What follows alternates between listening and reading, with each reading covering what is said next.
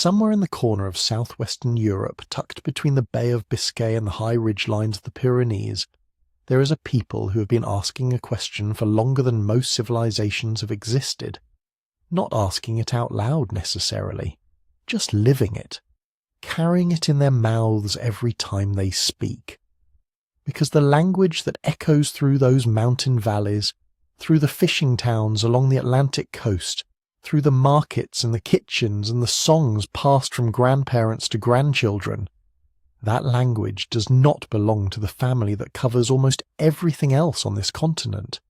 It is not related to French, not to Spanish, not to Latin or Greek or Russian or Hindi, or any of the thousands of languages that trace their roots back to a single ancestral tongue that swept across Eurasia thousands of years ago. It stands alone, and that is one of the strangest facts in the entire history of Europe. Before we go any further, if you're settling in right now, getting comfortable, letting the day go quiet around you, I want to know where you are and what time it is. Drop it in the comments. It genuinely means something to look through them and find Berlin at breakfast and Buenos Aires at midnight and someone in Melbourne who can't sleep on a Tuesday. You're all there, all at once, and that never gets old. And if you want to listen without ads and without background music, just the voice and the story, you can follow the channel on Spotify. The link is in the description, and it helps keep this going more than you might think. Now, back to those mountains. The Basque country sits at a crossroads that geography seems to have designed on purpose. To the north, the Atlantic.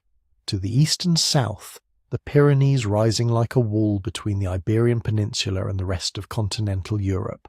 For tens of thousands of years, people moved through this region, following coastlines, crossing passes, retreating from glaciers, returning when the ice pulled back.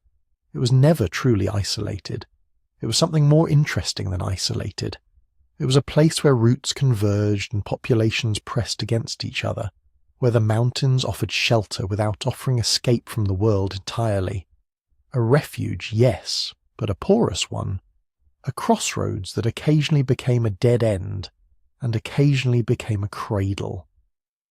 What survives there today is a puzzle assembled from at least 3 different kinds of evidence, and none of them, on their own, give you the full picture. Archaeology can tell you who was living where and when, what tools they used, how they buried their dead, whether they kept animals or grew grain. Linguistics can map the deep structure of a language, trace borrowings and changes, identify what is ancient and what arrived from elsewhere. And ancient DNA, extracted from bones that have been in the ground for thousands of years, can tell you something about the people themselves, where their ancestors came from, how populations moved and mixed and replaced each other over time. Put all 3 together and you start to see something. Not an answer exactly. More like the shape of a very old question coming slowly into focus. Here is the basic outline of the mystery. Europe today is dominated linguistically by Indo-European languages. That family includes almost everything spoken from Ireland to Bangladesh, from Scandinavia to Sri Lanka. It is one of the most successful language families in human history, and the leading explanation for how it spread across Europe involves massive migrations of people from the Eurasian steppe, roughly 5,000 years ago during the Bronze Age. Those migrations were real. The genetic and archaeological evidence for them is substantial. They changed Europe in ways that are still visible today, in the DNA of living Europeans, in the structure of their languages, in the cultures that followed. But Basque survived. And the question of how and why it survived, while every neighbouring language was eventually absorbed or replaced, is one that researchers have been circling for well over a century. The answers that have been proposed range from the careful and well-supported to the dramatic and deeply misleading. Some people have used the Basque language and the Basque people as evidence for ideas about racial purity, about unchanged Paleolithic survivors, about a people somehow untouched by history. Those ideas are not supported by the evidence. They never were. The actual story is more complicated, more interesting, and ultimately more human than any myth of pristine origins could ever be.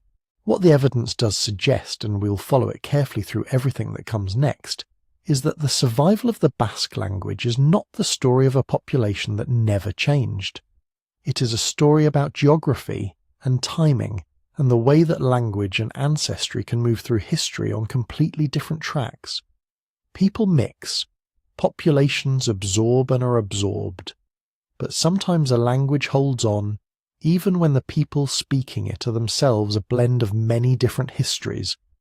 Sometimes it is the mountains that matter, sometimes it is the sea, sometimes it is something harder to name, something in the way a community decides, generation after generation, that this is still who we are.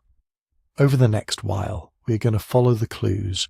We will go back to a Europe before the Indo-Europeans arrived, when the continent was home to farmers and hunters whose languages we mostly cannot reconstruct, whose lives we can only partially glimpse through the things they left in the earth.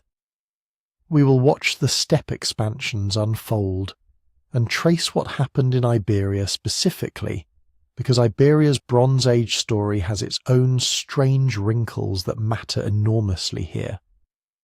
We will look at what the ancient DNA studies actually say, and what they do not say, about Basque ancestry, and we will try to hold the whole picture, the contradictions and the uncertainties and the genuinely astonishing parts, without forcing it into a shape it does not naturally take. This is not a story with a clean ending, but it is one of the most quietly remarkable stories Europe has to tell, and it starts, as so many things do, with a language that refuses to be explained away. Imagine a map of Europe from 6,000 years ago, not the Europe we know, with its borders and nations and familiar language families spreading across the continent like a colour-coded diagram. Something older, something we can only partially reconstruct, and only then by reading the faint traces left in place names, in borrowed words, in the occasional inscription scratched onto stone in an alphabet that doesn't quite match any language we recognise. A map full of sounds we will never hear spoken aloud, tongues that rose and fell and disappeared without leaving enough behind to tell us what they were. That is the honest picture of pre-Indo-European Europe. Not a blank exactly, but close to one. We know there were languages, many of them, spoken by hunters who'd been in Europe for tens of thousands of years, then by the farmers who arrived from Anatolia around 9,000 years ago, then by the various populations who followed, mixing and settling and spreading into new territories as the climate shifted and the forests changed and the animals moved. All of those people had languages. All of those languages left the continent. Most of them left almost nothing else behind. A handful survive as faint impressions in the historical record. Iberian, spoken in the eastern and southeastern parts of the peninsula before Latin swallowed it whole, is attested in inscriptions, but we cannot fully translate it, cannot trace its relatives, cannot be certain where it came from. Tartessian, from the far south of Iberia, is even more fragmentary. Pictish in Scotland, Etruscan in what is now Tuscany, which survived long enough to leave substantial written records and still resist complete interpretation, Minoan on Crete, the language of the Indus Valley civilization, which we can read in its script and cannot understand at all. These are the visible remnants, and even they are mostly shadows. For every language that made it into an inscription, there were dozens, probably hundreds, that ended before writing arrived, before anyone thought to carve their words into something that would last. Before we go any further, it is worth being precise about one term, because it gets misunderstood constantly in ways that matter a great deal to this story. When researchers talk about Indo-European, they are talking about a language family, a group of languages that share common ancestry, that descended from a single ancestral tongue spoken somewhere on the Eurasian steppe thousands of years ago, and that spread through migration and contact and cultural dominance to cover an enormous portion of the world. Indo-European is not a biological category. It is not a race, not a bloodline, not a genetic population. The people who spoke Proto-Indo-European were a real group with a traceable genetic signature, and the expansions that carried their languages across Eurasia were real demographic events with real genetic consequences. But language and ancestry are not the same thing, and they do not always move together. You can carry the genes of one population and the language of another. History is full of exactly that.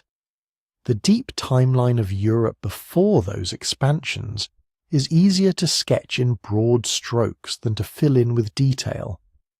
The Paleolithic, the deep old Stone Age, belongs to hunter-gatherers who had been living across the continent for tens of thousands of years.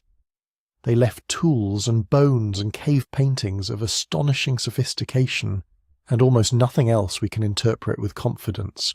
Then, beginning around 11,000 years ago, as the ice retreated and the climate warmed, Europe entered the Mesolithic, a transitional period of smaller, more mobile groups adapting to forests that were rapidly changing shape. And then, moving out of Anatolia and across the Mediterranean and into the continent from the southeast, came farmers, people who kept animals and grew grain and built settlements that stayed in one place. They carried a different genetic signature from the hunter-gatherers already in Europe, and they carried, almost certainly, their own languages, none of which we can recover. What followed was not a clean replacement. It was something messier and more gradual, the kind of layered process that is easy to describe and hard to imagine. Hunter-gatherers didn't simply vanish when farmers arrived. They mixed and retreated and mixed again, and in some regions persisted in recognizable form for thousands of years after farming had taken hold nearby. The Neolithic, that age of early farming, is itself not a single moment but a long, uneven process, different in different parts of Europe, moving at different speeds, meeting different levels of resistance or absorption, depending on the local landscape and the populations already there. And then the Bronze Age arrived, and with it something that would reshape the continent more dramatically than anything since the end of the ice. But why do the languages disappear? It is worth sitting with that question for a moment, because it is easy to assume that language must persist if people persist, that as long as someone is speaking a tongue it will survive. History suggests otherwise. Languages vanish through replacement. When a new population arrives in sufficient numbers to make its language dominant, and the older tongue loses its speakers generation by generation. They vanish through assimilation when communities adopt the prestige language of a larger or more powerful group, not because they are forced to at sword point, but because it is useful, because it opens trade routes and political relationships and social mobility. They vanish through elite dominance when the people who control resources and status speak one language and everyone below them gradually converges on it. They vanish through demographic change when populations shift fast enough that continuity breaks down and the next generation grows up in a different linguistic world than their grandparents. All of these mechanisms were operating in pre-Indo-European Europe, and then the steppe expansions accelerated all of them at once. The genetic and archaeological record shows that the people who spread westward from the Pontic steppe during the Bronze Age carried not just a distinctive ancestry, but a way of life, a technology of herding and horses and wheeled transport, a social organization that was in many respects more mobile and in some respects more hierarchical than what it encountered. Their languages spread with them, and eventually became the substrate for nearly everything spoken on the continent today. The older languages, the farmers' languages, the hunters' languages, the languages that had been there before any of this, they were not left behind. They were absorbed, borrowed from, stripped of speakers, and eventually silenced. And then there is Basque, sitting there in the Western Pyrenees, still spoken by hundreds of thousands of people, still entirely without a known relative anywhere in the world. The question of why Basque survived when its neighbours did not does not have a single answer, and anyone offering one confidently should be approached with some scepticism. But the question is not unanswerable either. It is a question about how language, ancestry, geography and time interact, about what it takes for a tongue to hold on when all the forces of history are pushing against it. And to begin working toward any answer at all, we need to understand what Basque actually is, how deeply strange it looks when you set it beside everything around it, and what that strangeness might tell us about how old it is and where it might have come from. Because the language itself is a kind of evidence, the most unusual, most contested, most fascinating piece of evidence we have, and it has been sitting there on the edge of Europe, in the mouths of people who fish the Atlantic and farm the mountain valleys, waiting patiently to be understood for longer than most of the questions we are still trying to answer about it have even been asked. So, what is Basque, or Euskara, in the technical sense? In modern linguistics, when researchers say that Basque is a language isolate, they mean something very specific and also very limited. It does not mean mysterious or alien or older than everything else. It simply means that, so far, no one has been able to demonstrate that Basque belongs to any known language family. It has no proven sisters, no confirmed cousins, no documented ancestor beyond what we can infer from its own older stages. Indo-European is a family. You can line up Latin, Sanskrit, Ancient Greek, Old Irish, Gothic, Hittite, and see regular patterns, consonants shifting in predictable ways, word endings matching across thousands of miles, core vocabulary that maps onto shared roots with mathematical neatness. From that you can reconstruct a hypothetical ancestor, proto-Indo-European, and test your reconstruction again and again against new data. With Basque, when you try to do that with any other known language, the patterns do not line up in a way that satisfies the usual standards. There are similarities here and there, resemblances of sound and meaning that invite comparison, but they do not settle into the kind of system that linguists look for when declaring a family relationship. So Basque stands alone, at least for now. That is all language isolate really means. Alone in our current map of language families, not necessarily alone in history. This is where it helps to be clear about what linguists can and cannot do when they look deep into the past. When two languages are clearly related, the evidence tends to shout. You can trace changes in sound over time, like the famous shift that turned Indo-European P into F in the Germanic branch, giving us Latin pater but English father. You can follow entire sets of words migrating together, numbers, kinship terms, parts of the body, basic verbs like to be and to carry. These correspondences are regular, repeated and resistant to coincidence. They let researchers say, with considerable confidence, that languages X and Y share a common ancestor. But as you go farther back in time, the signal decays. Sound changes pile on top of one another. Words are replaced, borrowed, lost. Grammar reorganizes itself. After a certain number of millennia, it becomes extremely hard to tell whether two languages are related or just happen to look vaguely similar, because there are only so many short, simple sounds that humans like to use. This is why most historical linguists are cautious about claims that reach beyond, say, 6,000 to 8,000 years with strong certainty. They don't say deeper relationships are impossible. They say that past a point, the tools we have stop giving clearly testable answers. The data thins out faster than the imagination does. Basque sits right in that twilight zone, old enough that any original relatives might have changed beyond recognition, or vanished entirely without leaving a written trace. Isolated enough that it is tempting to see echoes of it everywhere, especially in other mysterious or poorly understood languages. Over the past century and more, people have proposed all kinds of deep connections. There are hypotheses linking Basque to the ancient Iberian language attested on the eastern side of the peninsula. Others try to tie it to the languages of the Caucasus, because those are also famous for complex sound systems and long strings of consonants. Some have suggested remote ties to Afro-Asiatic languages like Berber or ancient Egyptian, or to wide speculative macro-families that would unite half of Eurasia in a single deep ancestry. These ideas are not all equally careful, and some drift quickly into wishful thinking. But even the more serious attempts run into the same brick wall: lack of clean, systematic evidence that can persuade a skeptical specialist. You can always find words that look a bit alike if you search far enough. What matters are regular, repeated correspondences across core vocabulary and grammar, and robust methods for ruling out chance or borrowing. So far, none of the proposed deep relationships for Basque has convinced a majority of experts. That does not mean Basque is fundamentally unrelated to everything else on Earth.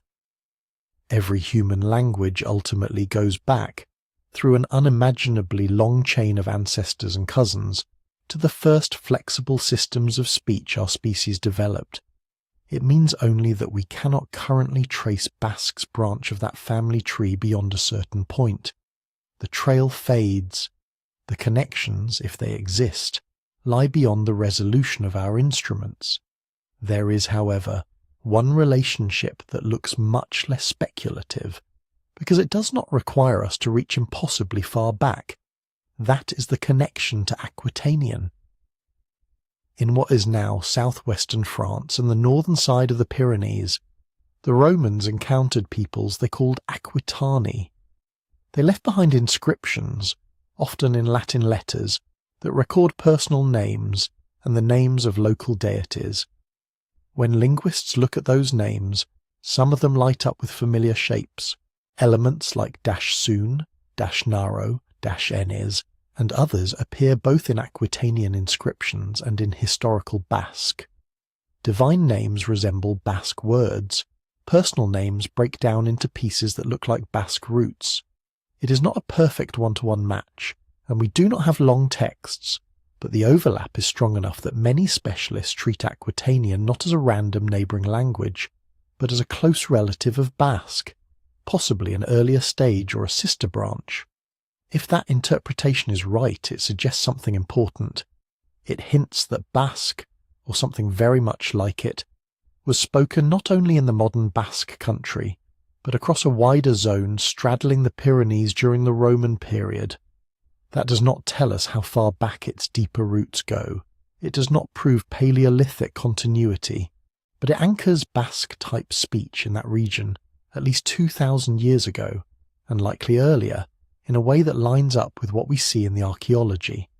A distinctive cultural corridor along the mountains, never quite absorbed in the same way as the plains to the north and south. Beyond inscriptions, there is another kind of evidence that often gets called on in these debates: names that stick to the land itself. Place names and river names are stubborn things. You can conquer a region, change its official language, reshape its political structures, and still keep drinking from a river whose name comes from a language nobody has spoken as a mother tongue for 1,000 years. Hydronyms, the names of rivers and streams, are especially conservative. They get borrowed from one language into another almost unchanged, generation after generation. Across Europe, linguists have tried to peel back these layers. Some river names clearly come from Celtic, or from early Germanic, or from Latin. Others seem older, with roots that do not fit neatly into any known family. In the Western Pyrenees and surrounding areas, a cluster of place names and old river names shows patterns that look Basque-like or Aquitanian-like. Certain endings, certain sound combinations, certain recurring elements that still make sense if you know Euskara. This does not mean that every such name is Basque in origin, or that you can read a complete prehistoric map from place names alone. Borrowing, reshaping, and chance resemblance all happen. A later language can retrofit an older name so that it seems meaningful in its own vocabulary, masking the original. But taken in aggregate, these stubborn names suggest that a Basque-related language layer once extended beyond the tight boundaries of the modern Basque country. They offer hints rather than answers.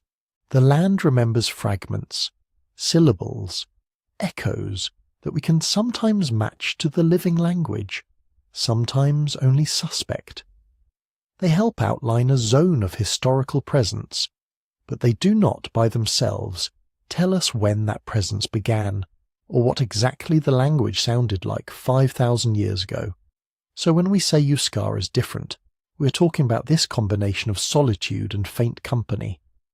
A language with no proven global relatives, but with a traceable local cousin in Aquitanian.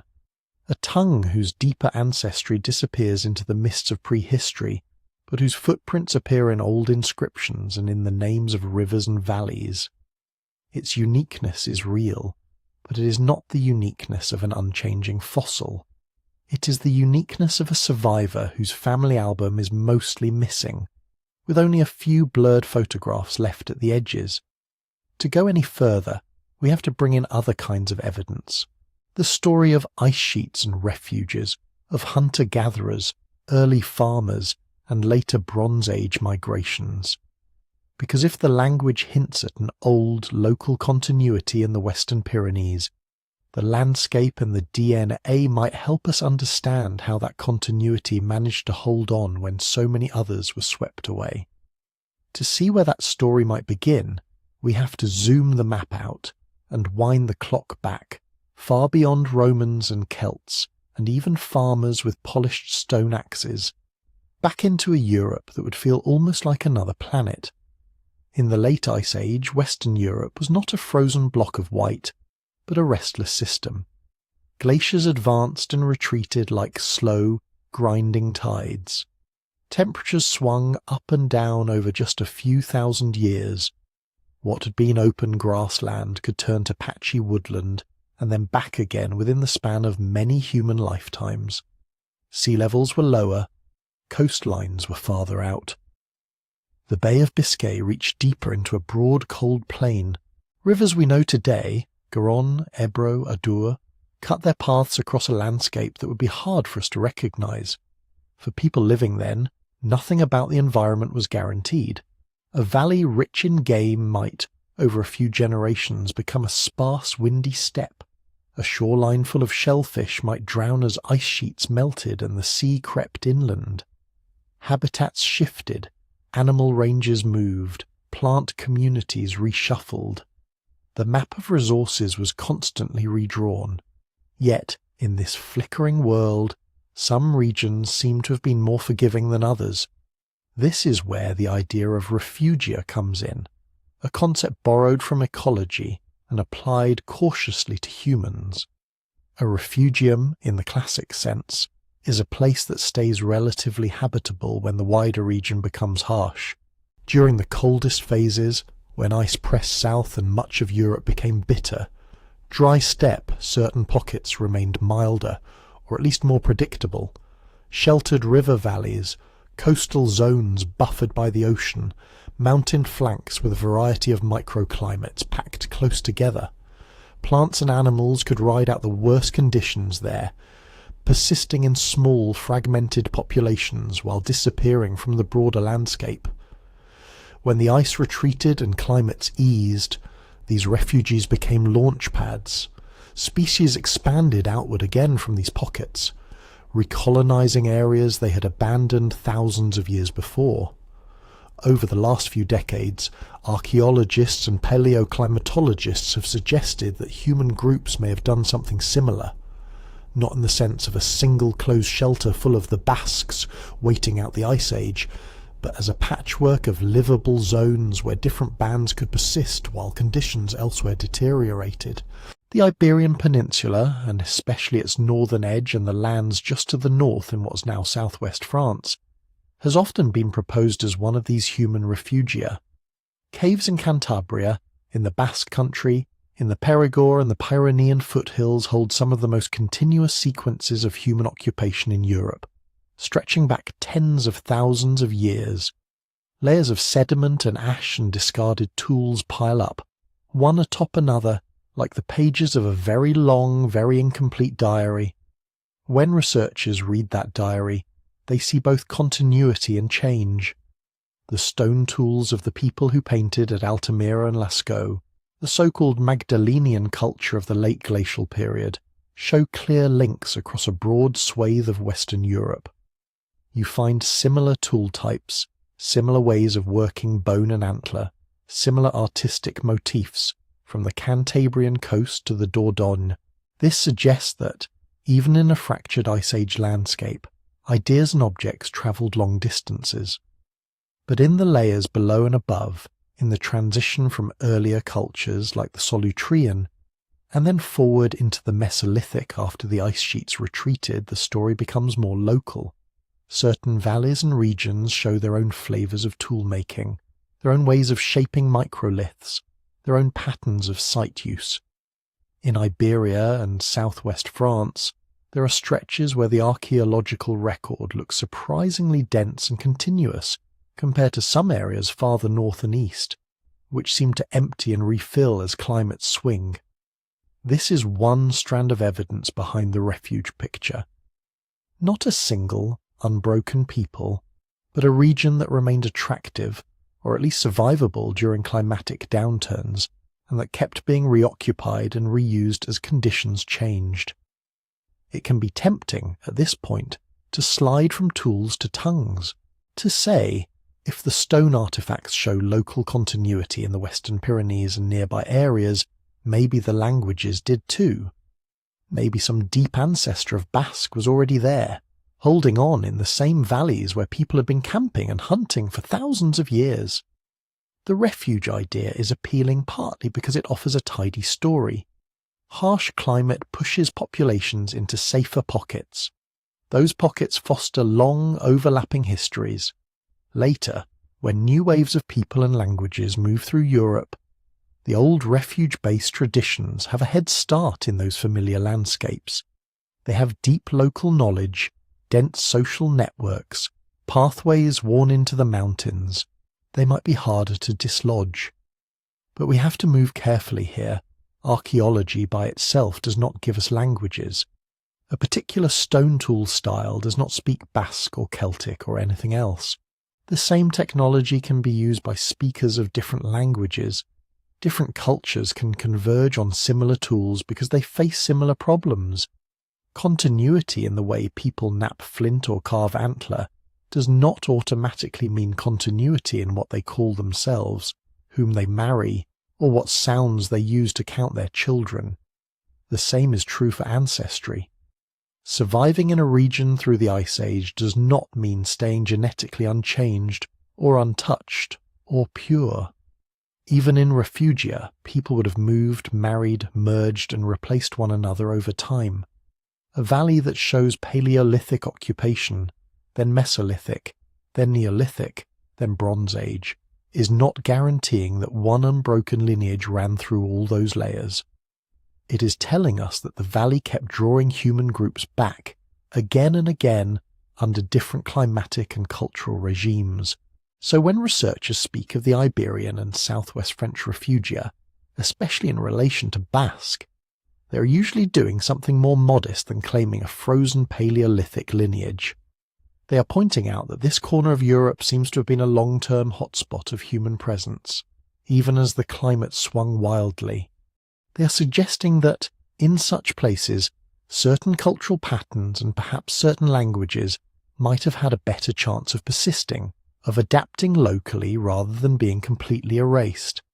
In other words, refugia do not give us direct proof that a Basque-like language was spoken under Ice Age glaciers, but they do offer a plausible ecological backdrop for why, many millennia later, when Indo-European languages spread across much of Europe, something different might still have been whispering in the valleys of the Western Pyrenees. To move from possibility to something firmer, though, we need the other half of the picture, the actual movements of people that we can detect in their DNA, layered over the archaeology of tools and bones. And that story really begins when the ice has melted back, the forests thicken, and new kinds of communities arrive with seeds in their hands. When we say farmers arrive, it's easy to picture a single moment. One day the peninsula is forests and scattered bands of hunter-gatherers. The next, a neat line of migrants appears at the Pyrenees, leading goats and oxen carrying sacks of grain, ready to replace whatever came before. The reality looks slower, more tangled, and, in many places, more like a long conversation than a conquest. By the time farming reached Iberia, it had already been moving across Europe for thousands of years. Its ultimate roots lay to the east, in the Neolithic communities of Anatolia and the Near East, where people had first begun to domesticate wheat, barley, sheep, goats, and cattle. As those practices spread west, they didn't simply leap from one end of the continent to the other. They moved in steps through many different hands and many different landscapes. Archaeologists and geneticists now see multiple routes by which this new way of life entered the peninsula. One path hugged the Mediterranean, island hopping and skirting coasts from the Aegean through Italy and southern France, eventually reaching what is now Catalonia and Valencia. Another seems to have followed more inland rivers and corridors, filtering across the Pyrenees and down from the lands of present-day southern France into the Ebro basin and the Atlantic facade. At each step, the picture is the same in broad outline but different in detail. You don't get an empty land waiting to be filled. You get local hunter-gatherers already there, with their own traditions, their own knowledge of where the salmon run and where the flint outcrops lie. And into that world small groups arrive who know how to sow seeds, pen animals, and build more permanent houses. Genetically, those incoming farmers carry a distinct signature. In broad strokes, their ancestry clusters with the early Neolithic populations of the Balkans and Central Europe, themselves descended largely from the first agriculturalists of Anatolia. Compared to the Mesolithic hunter-gatherers of Iberia, they look different on the genetic map. Less of the Western European hunter profile, more of what researchers simply call early European farmer ancestry. But these are big brush strokes. On the ground, it likely felt less like two separate species meeting, and more like neighbouring bands with different toolkits and different habits trying to figure each other out. Over time, the records suggest they did more than just eye one another across invisible cultural fences. Skeletons from early Neolithic sites in Iberia show mixed ancestry, part local hunter-gatherer, part early farmer. That implies intermarriage, or at least the regular exchange of children and partners between groups. Some hunter-gatherer individuals end up buried with the trappings of a farming lifestyle. Some farming communities show a higher share of local ancestry than their neighbours, as if they had folded more of the indigenous population into their villages. The spread of agriculture, in other words, was not a pure wave of replacement. It looks more like a series of overlapping ripples. In some valleys, the farming ripple pushes in strongly. Hunter-gatherer ancestry becomes a minority within a few centuries. In other areas, especially along coasts rich in marine resources or in rugged uplands, hunter-gatherer communities hold out longer, adopt some farming techniques later, or blend them more selectively into their existing seasonal rounds. Material culture tells the same story of mixture and gradual change. In the Mesolithic, people in Iberia were still mostly mobile. They used light, portable toolkits built around small stone blades and points, adapted to a life of moving between camps with the seasons. Sites hug river mouths, estuaries, and lake shores, places that offer fish, shellfish, birds, and access to inland hunting grounds. With the Neolithic, new things appear in the record. You start to see more substantial settlements, clusters of houses, sometimes with stone foundations, sometimes with post-built walls and floors that have been renewed again and again. Storage pits cut into the ground hold grain, or at least the carbonized traces of it. Animal bones shift from a dominance of wild red deer and boar to a higher proportion of domesticated sheep, goats, and cattle. Pottery arrives and blossoms into regional traditions. bowls, jars and cooking pots show up at sites where previously there had been only stone and bone. Some are plain, others carry simple incised or impressed decorations. For archaeologists, these ceramic styles become markers of interaction and identity, spreading along certain corridors but not others. Food economies transform. Instead of relying entirely on the daily uncertainties of hunting and gathering, communities can now hedge their bets with stored cereal, milk from animals they keep, and herds that can be moved if local pastures fail. That doesn't mean the old ways vanish. Many Neolithic sites in Iberia show continued use of wild resources alongside domesticated ones. Deer are still being hunted, fish are still being caught. The new and the old are layered together.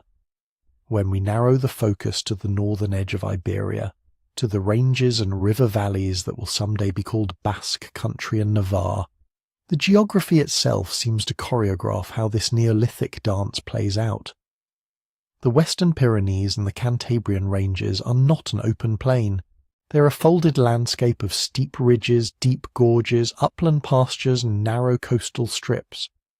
Within a few kilometres you can go from sea level to high meadows, from oak forest to beach to bare rock. This compresses different microclimates into a small area, just as it did in the Ice Age. For farming communities trying to move through this terrain, progress would have been uneven. The big river corridors, the Ebro to the south, the Adour and the Gard to the north, act like highways, carrying pottery styles, livestock and seeds inland. But once those flows hit the transverse valleys and ridges of the Western Pyrenees, they fragment.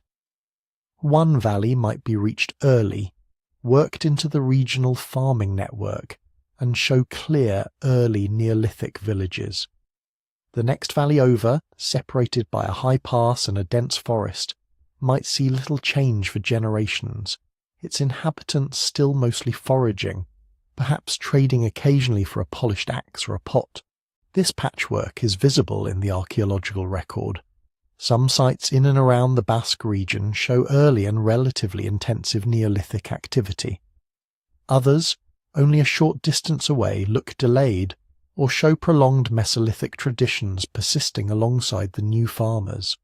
The mountains do not simply keep people out, they slow them, channel them, and encourage local variation. If you imagine communities here, you can picture some groups embracing elements of the farming package quickly, maybe because good valley bottoms offer fertile soil and accessible pasture, while others, perched higher up or closer to rich coasts, continue to lean heavily on hunting, fishing and gathering, adding a few domesticated animals or crops only when it suits them. For the long story of Basque, this matters. It hints that the transformation from an entirely foraging world to a mixed farming landscape did not sweep uniformly through the Western Pyrenees. It filtered in along certain lines, met resistance or indifference in others, and produced a mosaic of lifestyles and ancestries. That mosaic will become even more complicated later, when new migrations cross Europe from the north and east, bringing steppe-derived ancestries and Indo-European languages. But before we climb that next rung of the ladder, we need to pause over something that lets us see these ancient mixtures more clearly than tools or pots alone. The DNA of the people who lived and died in Neolithic and post-Neolithic Iberia, and the patterns it preserves of who met whom and where. When researchers talk about ancient DNA, it can sound almost magical. You take a skeleton from 6,000 or 7,000 years ago, run it through a machine, and out pops a pie chart of ancestries, complete with neat labels and migration arrows. The truth is slower, fussier, and more fragile, but also in many ways more interesting. Most ancient DNA in Europe comes from bones and teeth, and among those, from a very particular part, the dense bone of the inner ear and the roots of the teeth.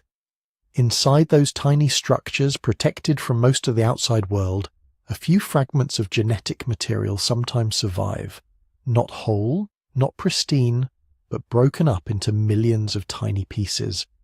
In the lab, those fragments are coaxed out with chemicals, captured and copied. At every step there is a constant enemy: contamination. Modern human DNA is everywhere, on the soil that touched the bones, on the gloves of the excavator, on the air of the lab. The DNA of the living is abundant and fresh.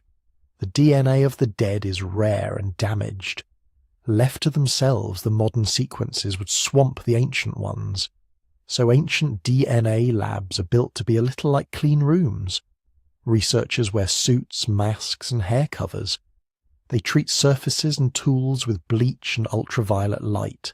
They take samples from the interior of bones that have been carefully drilled open, trying to avoid any surface that might have been handled. They also sequence blanks, control samples that should have no DNA, to see what, if anything, is creeping into their procedures. Even with all of that, no dataset is perfect. Ancient DNA is often incomplete. Only a fraction of the genome might be recovered, and that fraction might be biased towards certain regions. Individual skeletons can give a blurry picture. It's only when dozens, then hundreds of individuals are analysed that patterns begin to stand out from the noise. This is why genetic results are described in terms of probabilities. A paper might say that a person is mostly Western hunter-gatherer with some early farmer ancestry, or that a population has around 30% steppe-related input. Those numbers are not read off a label inside the bones. They are estimates, based on statistical models that try to fit the observed genetic data to different combinations of ancestries. In Europe, 3 of those combinations come up again and again. Researchers often talk about Western hunter-gatherer ancestry, early European farmer ancestry, and steppe-related ancestry. Western hunter-gatherer is the shorthand for the genetic profile, common among the foraging populations that lived across much of Western and Central Europe after the Ice Age, before farming arrived. When scientists compare Mesolithic individuals from Iberia, France, and Central Europe, they see a family resemblance in their DNA. Not identical, not uniform, but similar enough that the pattern clusters together. Early European farmer ancestry is the label for the genetic signal that traces back to the first agriculturalists coming into Europe from Anatolia and the Balkans. Neolithic skeletons from Greece, the Balkans, and Central Europe share another statistical pattern. Again, not a single people, but a cloud of related groups with a broadly similar origin in the first farming communities of the Near East. Steppe-related ancestry refers to a third component that becomes visible later, starting in the 3rd millennium BCE. Individuals associated with the Yamnaya and related pastoralist groups north of the Black and Caspian Seas show a distinct genetic signature, a mix of Eastern European hunter-gatherer-like and Caucasus-related ancestries. When that mix appears in later populations across Europe, researchers infer some degree of descent, however indirect, from those steppe populations. It's tempting to turn these components into characters in a story. To imagine 3 pure peoples, hunters, farmers, and steppe riders, marching across the map, each replacing or mixing with the others. But the components are not people. They are statistical patterns in the data, simplified models that help us talk about very complex histories. No one in the past woke up and thought of themselves as 52% early farmer and 48% hunter-gatherer. They lived in villages and camps, spoke local languages, and belonged to families and clans. Their genetic makeup was the outcome of many generations of marriages, adoptions, alliances, and movements. When a paper says that a Neolithic Iberian has, for example, 70% early farmer ancestry and 30% local hunter-gatherer ancestry, that doesn't mean their grandparents were exactly one farmer and one hunter-gatherer. It means that, when you compare their genome to those reference groups, you can best explain what you see, as a blend of those two broad patterns with those approximate weights. Different modelling choices can shift the percentages around the edges, but the broad strokes, more farmer here, more hunter-gatherer there, tend to be robust. One of the most powerful ways to use this information is through what geneticists call time transects. Instead of looking at a single cemetery or a single moment, researchers sample individuals from the same region across many centuries or millennia. Early Mesolithic hunter-gatherers, later Mesolithic people, early Neolithic farmers, Middle Neolithic villagers, Copper Age burials, Bronze Age tombs, Iron Age graves. Placed in chronological order, their genetic profiles form a kind of film strip. You can watch the proportions of hunter-gatherer, early farmer and steppe-related ancestry shift over time. At some points the changes are gradual, suggesting local mixture and slow diffusion. At other points they are sudden, as if a new group with a different profile has arrived in force. In Iberia, these transects show the early hunter-gatherer base, the arrival and spread of early farmer ancestry, and later, a more limited but still visible arrival of steppe-related ancestry compared to some other parts of Europe. In the regions that will later be associated with Basque speakers, similar transects let us ask, did the same waves pass through here? Did they look different? Were there delays or bottlenecks? Where do the curves bend and where do they flatten? What they cannot do is read words or grammar out of bones. Genes can tell us about biological ancestry, about who had children with whom, about movements of people and the scale of those movements. They can show that, in a certain period, individuals with a mostly steppe-related genetic profile begin to appear in a region where they were absent before.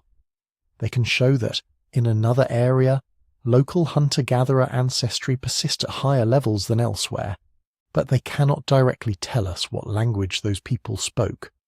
The association between genetic components and linguistic families, like linking steppe-related ancestry with Indo-European languages, is always an inference based on timing, geography, and correlations with the archaeological record. In some cases those inferences are strong and widely accepted. In others they are more tentative. For the Basque case, this means we have to keep two tracks in mind. On one track, genetics can show us that the ancestors of present-day Basque speakers went through the same broad continental processes as their neighbours, a deep hunter-gatherer past, the arrival of early farmers, some later steppe-related input. It can also highlight places where their genetic history seems a little different in degree or timing. On the other track, language belongs to culture. Euskara could have persisted through shifts in ancestry, or it could have spread without large numbers of people moving. The DNA alone cannot say. As we move into the story of steppe expansions and the changing face of Europe, it will be helpful to remember this double vision. The genetic record can trace the flows of people into and through Iberia. The linguistic record, much thinner and more fragile, will have to be inferred from other kinds of evidence. The mystery of Basque lies partly in the space between the two. When we talk about steppe expansions, it can sound like a single army riding out of the grasslands, thundering westward, sweeping all before it. The evidence points to something slower and more layered. In the centuries around 3000 BCE, groups living north of the Black and Caspian Seas had settled into a way of life that leaned heavily on herding. Cattle, sheep, horses, wagons that could carry goods and families across long distances, camps and grave mounds scattered across open grasslands. Their genetic profile, that steppe-related signal we talked about earlier, shows up first in those regions. Then, over the next many centuries, that same signal begins to appear farther west and southwest, in places that had previously been dominated by early farmer and local hunter-gatherer ancestries. In Central and Northern Europe, the change in some areas is sudden and dramatic. Time transects there show Neolithic farmers with little or no steppe-related ancestry, followed by Copper and early Bronze Age individuals whose genomes are heavily, sometimes majority steppe-related. In some cemeteries, the shift seems to happen almost between one generation and the next. Archaeologists associate many of those later burials with what are called corded ware and related cultures, people who buried their dead with particular kinds of pottery, battle axes, and sometimes under small mounds. People whose graves often show new sets of objects and practices compared to the earlier Neolithic layers beneath them. It's tempting to treat this as a simple replacement. Steppe people arrive, Neolithic farmers vanish. But the closer we look, the more complicated it becomes. In many regions, there are signs of mixture and continuity. Some local lineages persist. Some farming practices carry on. Individuals who look genetically steppe-heavy are buried with objects that blend older and newer traditions. The story is not one of pure newcomers wiping out pure locals, but of new groups, new social networks, and new ways of life interacting with what was already there. Linguists and archaeologists often connect these movements with the spread of Indo-European languages, the vast family that would later include Celtic, Italic, Germanic, Slavic, Indo-Iranian, and many others. The timing fits, the early distributions fit. In regions where steppe-related ancestry becomes dominant, we later find Indo-European languages. But connect does not mean prove. There is no genetic marker for a verb ending, no bone that encodes a case system. The leading models suggest that some branches of Indo-European likely spread with steppe-derived groups and their descendants, especially in northern and central Europe, but there is no single mechanism that works everywhere. In some areas, language might have spread with large-scale migration and demographic dominance. In others, it could have moved along trade routes, adopted by local elites who found advantage in aligning with steppe-derived networks. In still others, it might have crept in family by family, through intermarriage and shifting prestige, without massive movements of people. What seems clear is that the steppe-connected groups had some powerful advantages in certain environments. Their economies were highly mobile. Herds turned grass into meat, milk, hides, and traction power. Wagons, and eventually more intensive horse use made it easier to move across open lands, to relocate when conditions changed or when new opportunities opened. Their social worlds seem to have been wide. Grave goods and isotopic studies suggest long-distance contacts, movements of individuals across large areas, and patterns of exogamy, marrying partners from other communities. These kinds of networks can spread not just genes, but stories, songs, and languages. Conflict almost certainly played a role in some regions. Skeletal remains from certain periods show more trauma. Fortified settlements appear in places that hadn't needed walls before. It would be strange if all interactions were peaceful, yet warfare alone doesn't explain the patterns either. In many areas, steppe-derived ancestry grows over centuries, suggesting ongoing exchange, not just a single invasion. The result of all this, the mobility, the pastoral economies, the social networks, the periodic violence, was a genetic and cultural reshaping of much of Europe during the Bronze Age. In Central and Northern Europe, the steppe-related component becomes very strong. Later populations there can carry a large fraction of their ancestry traceable, in models to Yamnaya-like sources. In the British Isles, ancient DNA shows a striking turnover after around 2400 BCE, with steppe-derived ancestry rising sharply, and earlier Neolithic farmer lineages fading. In southern Europe, the picture is less uniform. Greece and the Balkans show steppe-related input, but woven into already complex local histories. Italy sees arrivals from the north and from the east at different times. The percentages vary, and so do the archaeological contexts. Iberia, sitting at the far southwest, shows yet another pattern. Here too, around the later 3rd and early 2nd millennium BCE, individuals begin to appear with clear steppe-related ancestry. In some regions, especially in the interior and certain river corridors, the signal becomes quite strong within a few centuries. In others, especially in some coastal or mountainous zones, the increase is more muted. The genetic turnover in Iberia is real, but it is patchier than in, say, Britain or parts of Central Europe. Even within Iberia, there are differences from valley to valley, from plateau to coast. Some lineages vanish, others persist. Local hunter-gatherer and early farmer ancestry does not disappear. It is folded into new combinations. Over time, the whole peninsula moves into a new genetic equilibrium that includes a steppe-related component, but the proportions are far from identical everywhere. This unevenness matters for language. If, as many researchers think, at least some Indo-European branches spread alongside these steppe-connected populations, then the Bronze Age was not just a time of shifting genes and economies. It was also a time when new speech communities were forming, breaking apart, and spreading.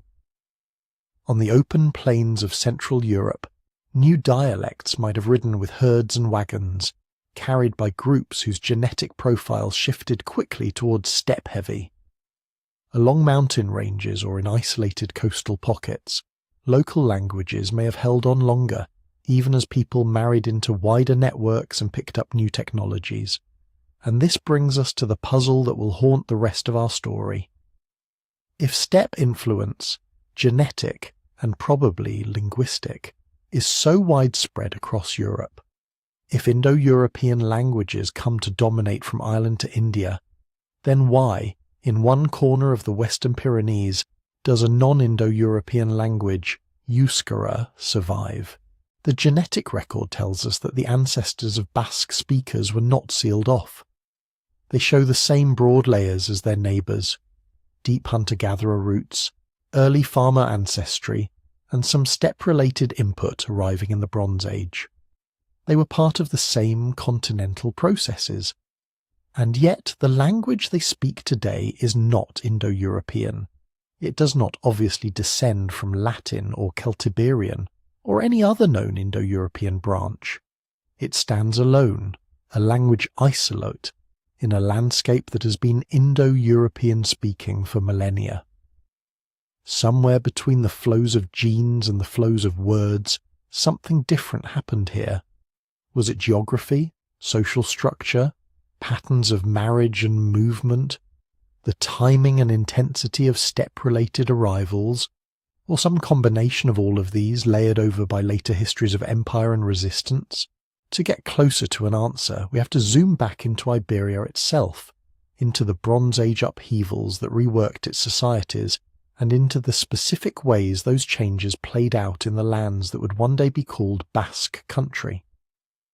When geneticists talk about Iberia in the Bronze Age, they sometimes use phrases that sound almost geological: turnover, restructuring, replacement. Underneath those dry words is a story that, as far as the data now suggest, was genuinely dramatic in many parts of the peninsula. If you line up ancient genomes from Iberia in time order, starting with early farmers and their Copper Age descendants, you see a long period where most people's ancestries look broadly similar. There are local differences, of course. More hunter-gatherer ancestry in some valleys, more Anatolian farmer ancestry in others, but the overall profile feels like variations on a theme. Then, in the later 3rd and early 2nd millennium BCE, the tune shifts. In many interior regions, especially on the Meseta, the central plateau, and along certain river systems like the Ebro and the Tagus, individuals appear whose genetic signatures are heavily steppe-related. Within a few hundred years, those profiles go from rare to common in some sampled communities. Earlier Y chromosome lineages, the paternal side, diminish or disappear from the record. New ones, associated with steppe-derived populations farther north, become dominant. This is one of the clearest cases in Western Europe where ancient DNA suggests a large-scale demographic change during the Bronze Age. Not just a trickle of outsiders, but a substantial reshaping of who was having children with whom. At the same time, it is not a simple story of new people in, old people out. Mitochondrial DNA, which traces maternal lines, often shows more continuity. Early farmer and local hunter-gatherer ancestry persists in the autosomal genome, the overall mix you inherit from all your ancestors, even where steppe-related Y chromosome lineages become common. In some datasets, this has been interpreted as a pattern where incoming groups of males, or male lineages, integrated with local communities that included many women with deeper Iberian roots. It is important to treat this carefully. Some studies do find evidence that looks consistent with sex-biased processes in certain times and places, a stronger replacement on the paternal side than on the maternal side. But this does not mean the exact same dynamic occurred everywhere in Iberia, or that we can straightforwardly translate DNA into a detailed narrative of conquest or violence. Different regions and even different micro-regions show different patterns. Sampling is still uneven, and social processes that produce sex-biased gene flow can range from brutal scenarios to more gradual, structured integration through marriage, alliance, and mobility. So, rather than a single Iberian script, it may be more accurate to imagine a patchwork of local stories, all unfolding under the broad umbrella of Bronze Age change. On the open interior plains, where herding and wheeled transport had obvious advantages, steppe-heavy profiles become common more quickly.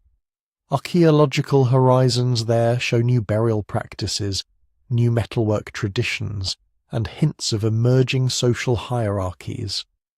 Large cemeteries with weapon-rich male graves appear in some areas. Hordes of metal objects, standardized forms of axes, swords, and ornaments, and the first clearer signs of elites controlling access to copper, tin, and trade routes suggest a world in which power was concentrating. Some scholars argue that these changes are tied to groups bearing more steppe-related ancestry, and, possibly, Indo-European languages. But again, tied does not mean mechanically caused. The rise of more hierarchical structures in Iberia could draw on local trajectories already underway in the Copper Age: fortified hilltops, control of mining districts, long-distance exchange of prestige goods. The newcomers, or newly dominant lineages, may have plugged themselves into these developing systems, amplifying some trends and dampening others, rather than inventing everything from scratch. Along the coasts, the picture becomes even more layered. The Mediterranean shore, especially the southeast and east, was already a busy corridor by the late 3rd millennium BCE. Maritime contacts linked Iberia with other parts of the western Mediterranean. Pottery styles, decorative motifs, and certain burial customs hinted exchanges with societies facing Italy and North Africa. Here, steppe-related ancestry appears too, but in more modest proportions in many sampled individuals. Mixed profiles become the norm: older farmer ancestry, local hunter-gatherer strands, and steppe-derived components blended together. Archaeological cultures in these zones do not all show the same sharp break that some interior communities do. Instead, certain elements shift while others continue. House forms, food traditions, and some ritual practices carry on across the supposed divide. On the Atlantic facade, including parts of Portugal and the northwest, another rhythm is playing. Monument traditions such as megalithic tombs linger longer here than in many inland zones. Atlantic trade routes start to matter more, carrying metal, amber, and ideas up and down the ocean's edge. Steppe-related ancestry does reach these areas, but often folded into a genetic background that retains relatively high fractions of early farmer and hunter-gatherer components. In some Atlantic contexts, the Bronze Age feels less like a sudden replacement, and more like a gradual reweaving of an already complex tapestry. Mountains add yet another layer of complexity. Highland zones often respond differently to big continental shifts. Valleys are narrow, Good farmland is limited. Movement can be difficult, especially for heavy wagons. Communities there can be both connected and insulated, linked to lowland networks through passes and seasonal migrations, yet also capable of maintaining local traditions for long periods. In several mountainous parts of Iberia, ancient DNA so far suggests a slower and less complete uptake of steppe-related ancestry during the Bronze Age. Local lineages persist longer. The overall genetic mix shifts, but not as abruptly, and not to the same proportions as on the Central Plains. Archaeologically, these regions may show fewer of the classic markers of rising Bronze Age stratification, fewer monumental elite graves, more continuity in settlement locations, a stronger sense of local material traditions enduring while selectively adopting new tools and ornaments that circulate through trade. This does not mean the mountains were timeless refuges untouched by change. It does, however, suggest that the same winds that blew hard across the Meseta arrived as gentler, more variable breezes in some upland areas. All of this is happening against a backdrop of wider Mediterranean and European developments. Metallurgy is becoming more sophisticated. Tin and copper sources are being mapped, controlled, and fought over. Networks stretching from the Baltic to the Near East, from the Atlantic to the Aegean, begin to knit together into something like a Bronze Age world system. Ideas, gods, myths, and perhaps whole languages travel with ingots and blades as much as with herds and wagons. In Iberia, certain cultural labels appear in the archaeology of this time, traditions sometimes grouped under names like the El Aga culture in the southeast, or the Atlantic bronze complexes in the west and north. These are not peoples in the genetic sense, but recurring constellations of practices, house forms, pottery styles, burial customs, metalwork, that suggest shared norms over broad areas. Some of these archaeological horizons coincide in time and space, with regions where steppe-related ancestry is particularly strong.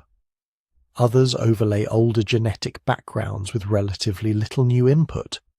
The mapping between pots, people, and languages is not tidy. What seems likely is that the Bronze Age in Iberia brought expanding hierarchies, widening economic networks, and new opportunities and pressures for communities to align themselves with powerful centres. In some places, integrating into those systems may have involved adopting the speech, names, and customs of incoming or newly ascendant lineages. In others, local groups might have participated economically while holding on to older ways of talking, worshipping, and organising kinship.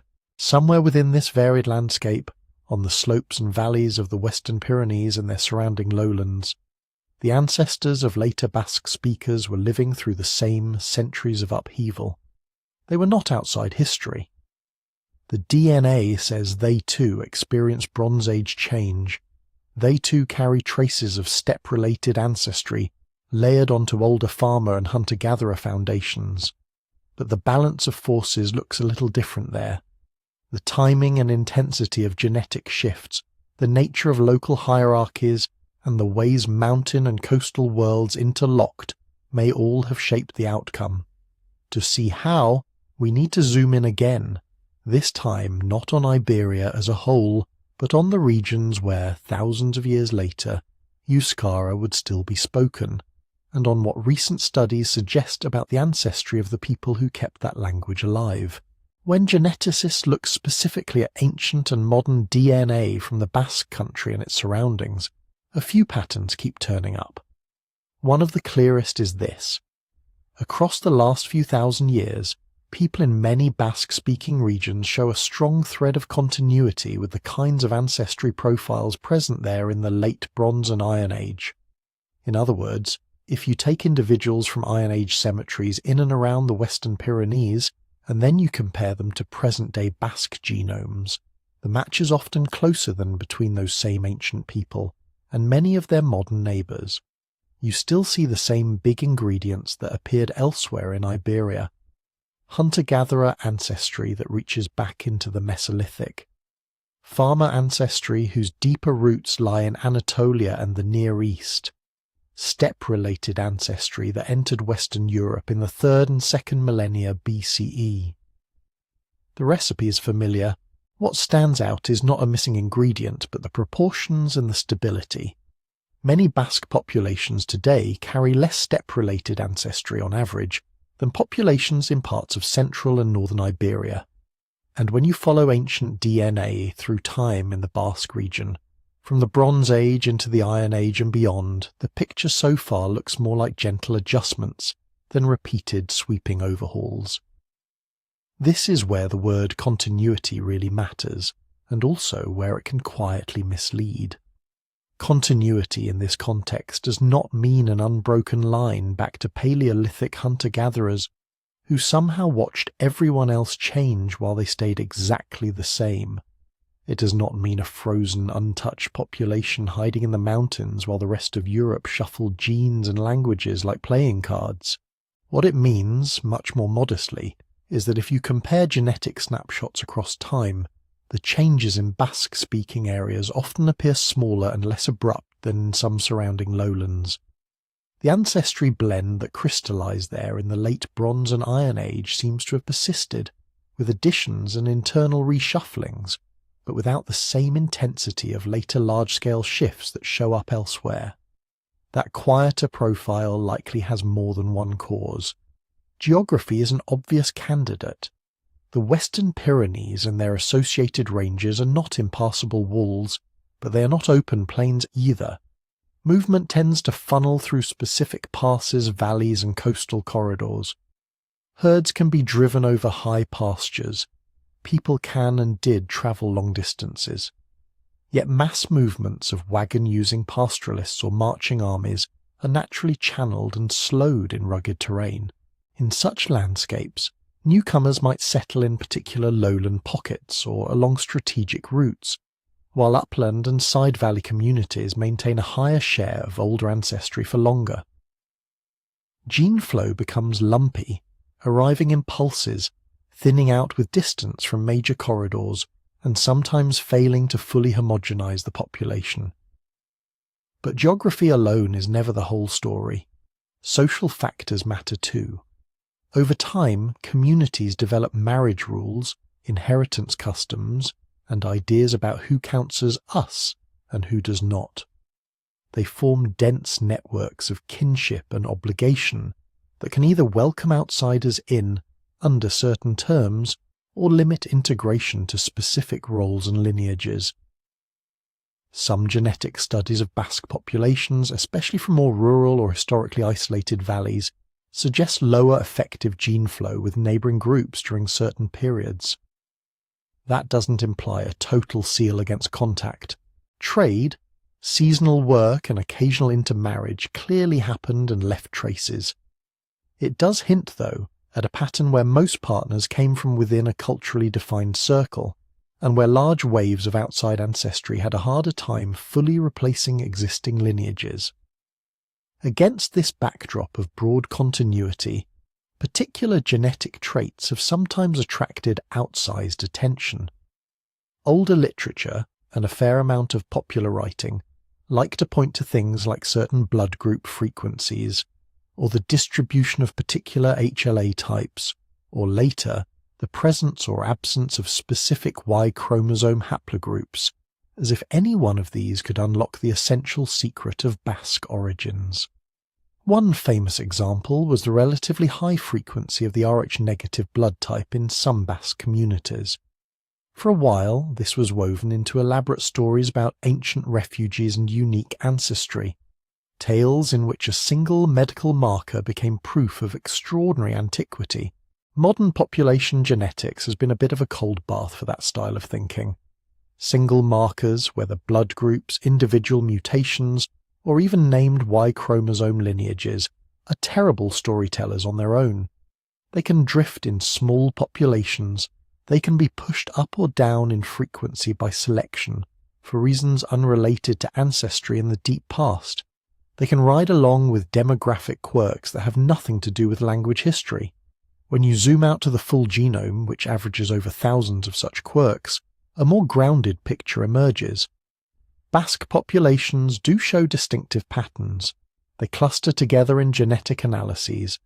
They tend to sit slightly apart from many neighbouring Iberian groups, and even from some nearby French populations, in ways that line up reasonably well with the historical and linguistic boundary of Euskara.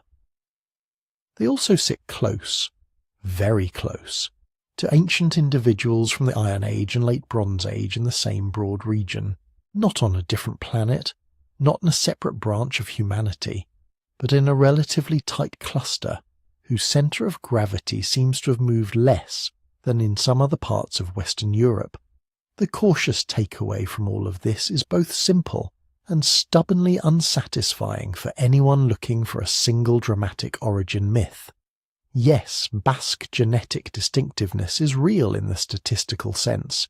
It reflects a particular history of ancestry mixing and relative continuity since the late prehistoric period. The mountains, valleys, and coastlines of the Western Pyrenees helped shape that history.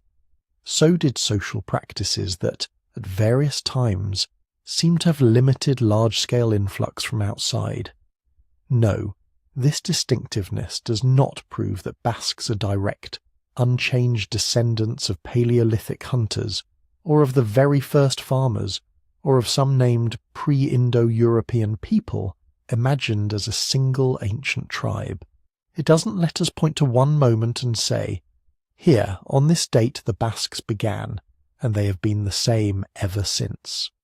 Instead, the genetic evidence suggests something softer and more continuous. In a corner of Western Europe that was always part of wider networks, but never entirely swept by them, a population formed whose roots reach back through the same great processes that shaped the rest of the continent: Ice Age refuges, the spread of farming, the arrival of steppe-derived groups, the rise of Bronze and Iron Age societies. Through all of that, the people of this region changed, mixed, and adapted like everyone else. They just seem to have done so under conditions that preserved more of a particular local blend and perhaps more of a particular local way of talking. To understand how that way of talking, Euskara, threaded its path through Roman armies, medieval kingdoms and modern nation-states, we need to look not just at genes but at the landscape of contact, the passes, ports and valleys where languages meet and sometimes, quietly, endure. If you trace a finger along a map of the Western Pyrenees, it doesn't feel like a wall. It feels like a tangle. Ridges run one way, then bend. Valleys cut across them, some open and gentle, others narrow and steep.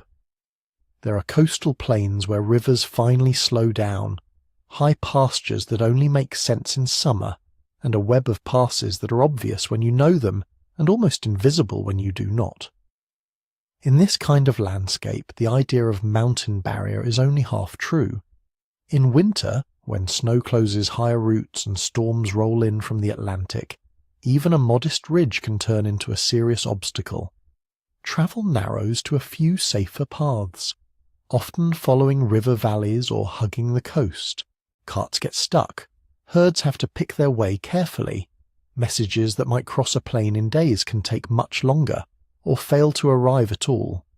In summer, the same terrain changes character. The high passes open. Shepherds drive flocks up to mountain pastures. Traders and pilgrims may choose the shorter but steeper paths, cutting straight across divides that seemed impassable in colder months. Suddenly the barrier acts more like a filter or a gate, letting some kinds of movement through and slowing others. Over centuries, this seasonal breathing of the landscape shapes how people meet, marry, and speak.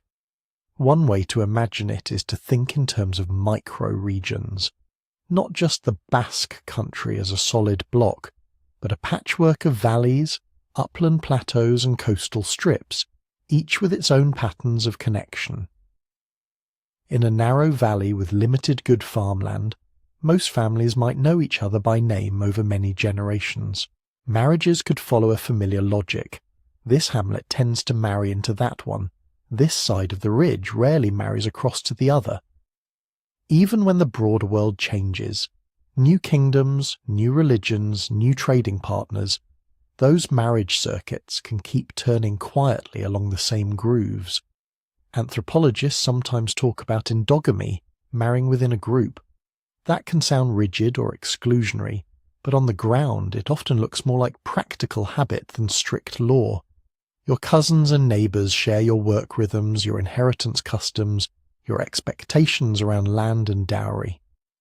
Bringing in a spouse from a distant valley is possible, but it takes extra negotiation. Doing it the local way takes less. Multiply that by dozens of valleys and hilltop communities, each with overlapping but not identical patterns, and you begin to see why gene flow and language flow might move in lumpy, uneven ways. At the same time, people don't only live inside their valley, they live along its edges. Metal ores are rarely found exactly where grain grows best. Salt springs bubble up in some places and not in others. Rich fishing grounds lie off certain stretches of coast.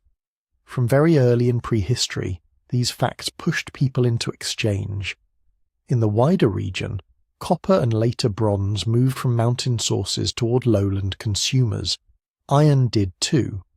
Salt, essential for preserving food, especially fish and meat, travelled along well-worn tracks from inland deposits to coastal markets. Dried or salted fish moved the other way, inland toward communities that might never see the sea. Most of the individuals involved in these trades did not abandon their homes. A family might send one son as a muleteer, one season at a time. A village might specialize in producing a particular object, or in hosting seasonal fairs.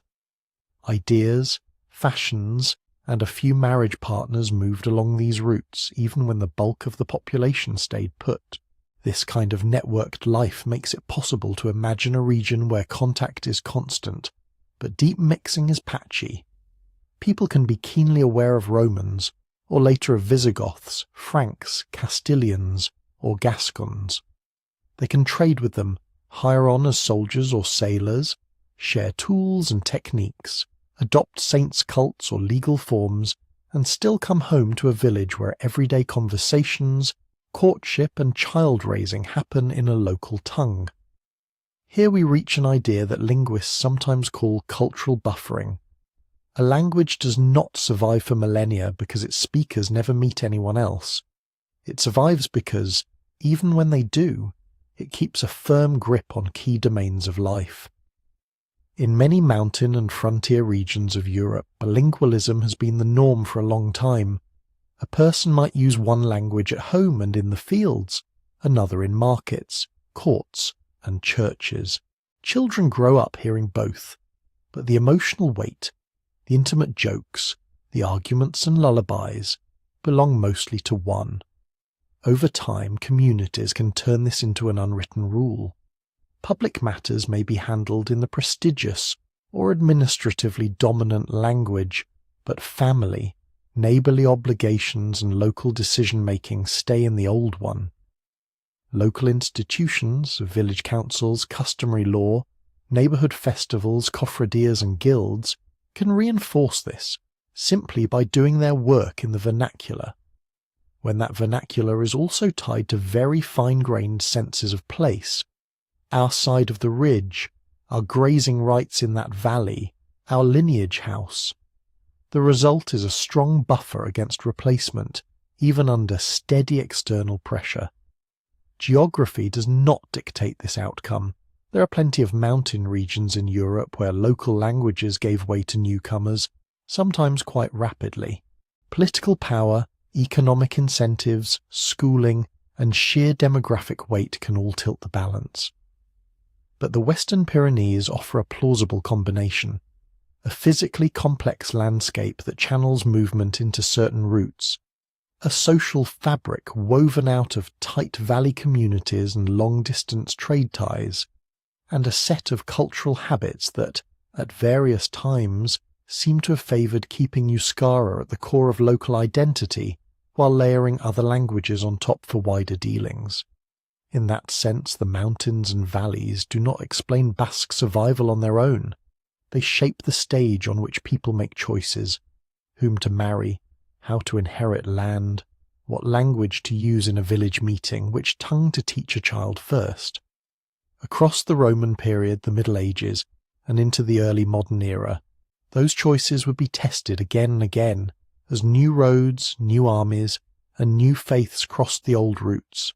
To see how Euskara threaded its way through that, we turn to one of the great engines of change in Western Europe, Roman power and the smooth stone roads that tried to flatten every landscape they entered.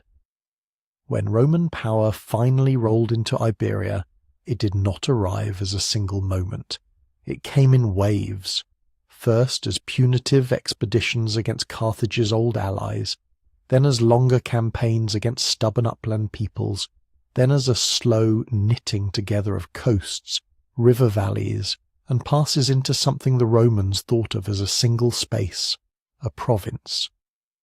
From the Roman point of view, Iberia was not one thing.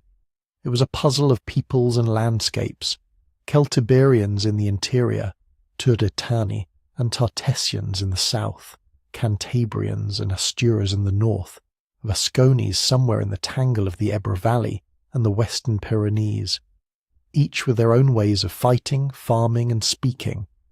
Conquest in this world was not just about battles. It was about changing the routes. Roman roads did not ignore the old tracks. They followed them, straightened them, hardened them, and then multiplied them. A path that might once have been a muddy seasonal trail became a paved route usable in most weather, with milestones, posting stations and inns at regular intervals. Along these stone lines, people, goods and information began to move with a rhythm that would have seemed uncanny to earlier generations. If you lived in a small farming community near one of these roads, Romanization did not happen in a single day. It seeped in through certain doors. One of the first was the army. For local young men, enlistment offered pay, a share in booty, and eventually citizenship. To serve, you needed to at least understand the language of commands. Latin phrases shouted on parade grounds and battlefields became part of everyday speech, even for those who would never speak it at home. Another door was administration. The Romans loved records. Taxes, land surveys, legal disputes, municipal charters, all of it written, all of it in Latin. A local notable who wanted influence in the new system might send a son to learn letters in a town school, or hire a scribe who could navigate the paperwork. Over time, this created a class of bilingual intermediaries. They spoke the local language with their neighbours and relatives, but they negotiated with officials, read edicts, and drafted petitions in Latin. Cities were where these worlds touched most intensely. Roman policy encouraged the growth of urban centres, colonies for veterans, municipia for allied communities, and new planned towns laid out in familiar grids. In these spaces, Latin was more than just useful. It was a badge of belonging to Rome's wider world. Shop signs, contracts, dedications to the emperor, graffiti on walls, all carried Latin letters. Public speeches, market regulations, religious processions tied to the imperial cult, Latin again. Even if a good deal of quiet conversation in back alleys or kitchens happened in older languages, the public soundscape tilted toward Rome. Trade followed suit. Merchants who moved wine, oil, salt fish, iron and textiles along the Roman roads learned enough Latin to bargain in distant markets. Units of weight and currency, terms of credit, shipping agreements. These were more easily handled in the administrative language that linked provinces from Lusitania to Syria. Prestige played its part. Over generations, Latin became the language of upward movement. To rise in city councils, to gain favour with governors, to join the imperial bureaucracy, to read fashionable literature or write polished funerary inscriptions, you needed it. Schooling amplified this. Even modest town schools trained boys, and more rarely girls, to read aloud, copy model texts, recite speeches. The alphabet, once an exotic import, became a familiar tool. With it came a mental world of Roman myths, lore, and moral examples. This doesn't mean Latin swept everything else away at once. Linguistic replacement under Rome was uneven, and it followed lines that are still faintly visible. In the lowlands and river plains where cities and villas clustered, the shift could be rapid. A child born into a family that had moved to a Roman town might grow up thinking of Latin as normal, and their grandparents' speech as a rustic accent, or as something half understood. In the uplands and the more broken country along the Pyrenees, the pattern looks different. Here, urban centres were fewer and smaller. Large estates existed, but didn't completely displace older forms of landholding. Seasonal movement between high pastures and lower valleys continued. The local institutions that organised grazing, irrigation, and communal work kept functioning, often with minimal need for written records. In such settings, Latin could arrive as a thin layer. You might hear it from a tax collector once a year, from a passing unit of soldiers, from a trader at a seasonal fair. You might pick up loan words for tools, ranks, legal concepts, and sprinkle them into your own speech. But your prayers at home, your quarrels over boundaries, your bedtime stories for children stayed in the old language. Names are one of the clues that something like this was happening around early Basque speakers.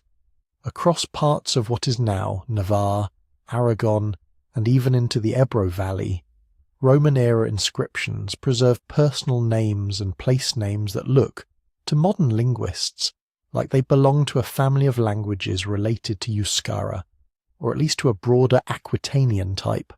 Some tombstones show an interesting mix, a Roman-style first name coupled with what seems to be a local family name, or a Latinized version of something non-Indo-European.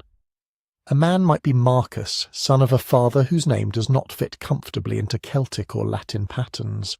Place names, too, whisper hints.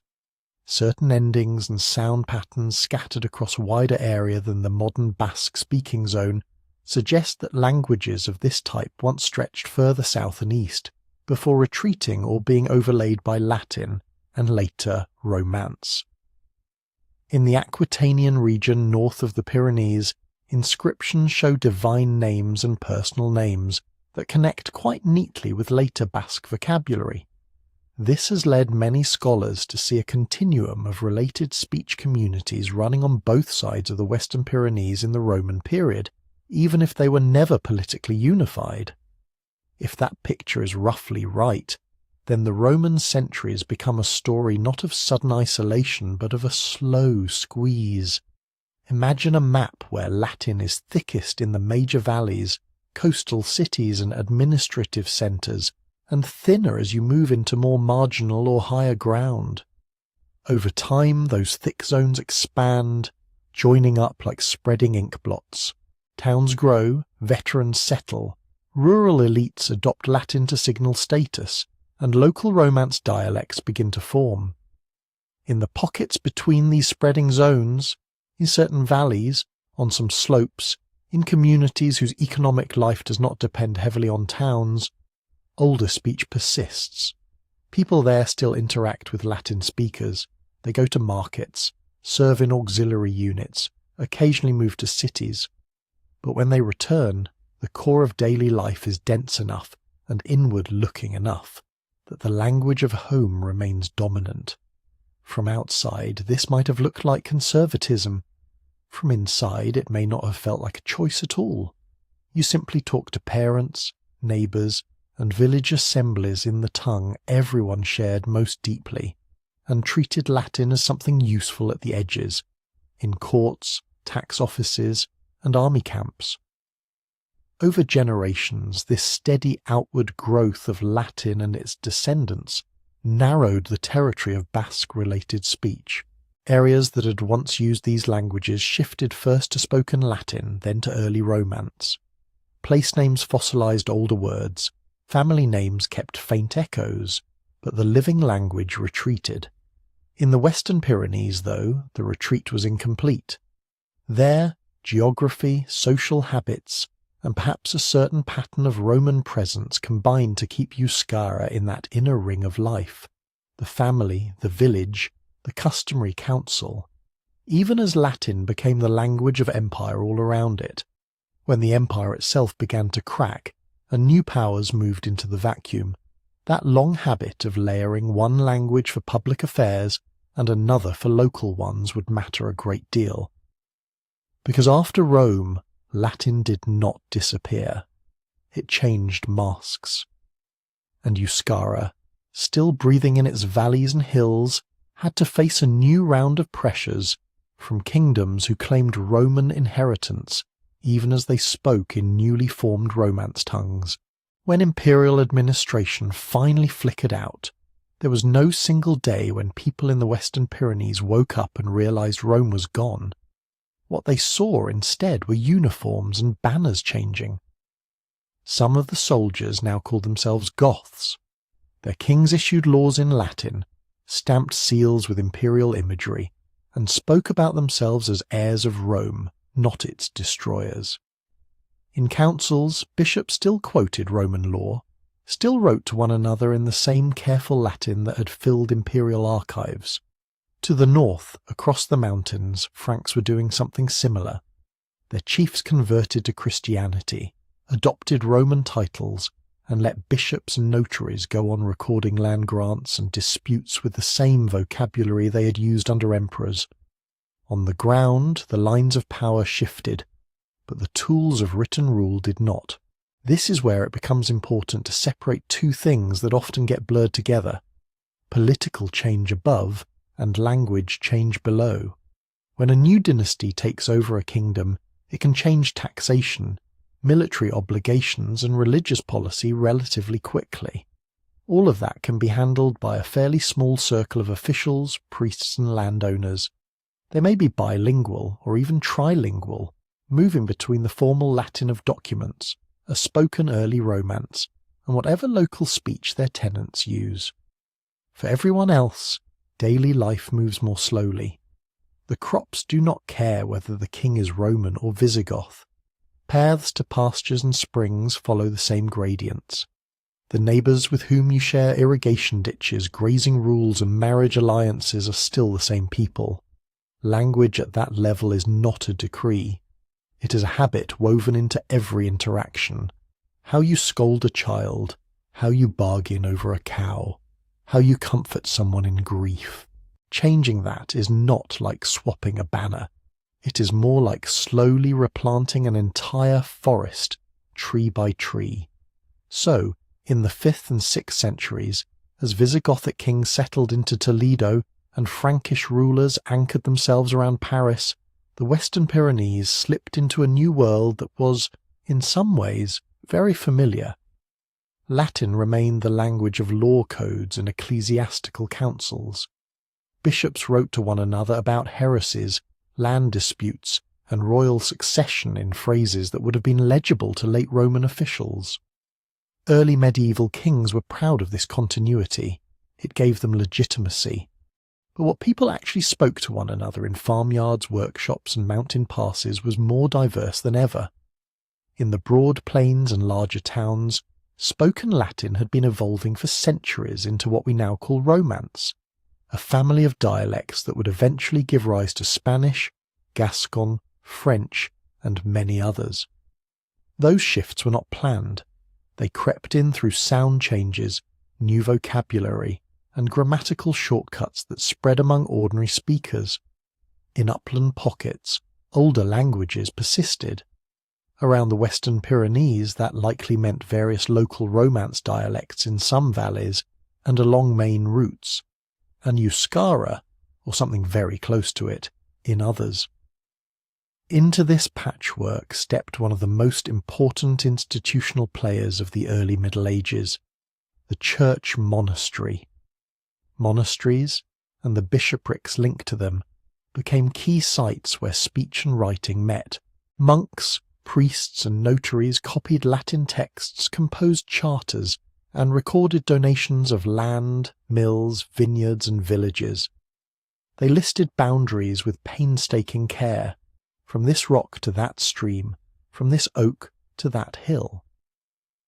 Those boundary lists are where older languages sometimes surface, like stones under shallow water. Even when the overall document is composed in Latin, the specific names of fields, streams, and hamlets often appear in whatever local language people actually used when they pointed at those places. In regions around the Basque-speaking zone, in parts of Navarre, in what is now the French Basque country, in neighbouring valleys, early medieval charters preserve names that look strikingly Basque in form. Personal names, too, begin to show up that way. A donor may be identified with a Christian name framed in Latin, but his father or grandfather's name, when written down, sits more comfortably alongside later Basque vocabulary than with purely Romance or Germanic patterns. These are not full sentences in Euskara. The written record remains overwhelmingly Latin. But the presence of recognisably Basque elements in these texts suggests that scribes were reaching for sounds they heard in surrounding communities and trying to trap them in Latin letters. From this, historians and linguists have cautiously drawn a picture of the early medieval Western Pyrenees as a world of overlapping identities.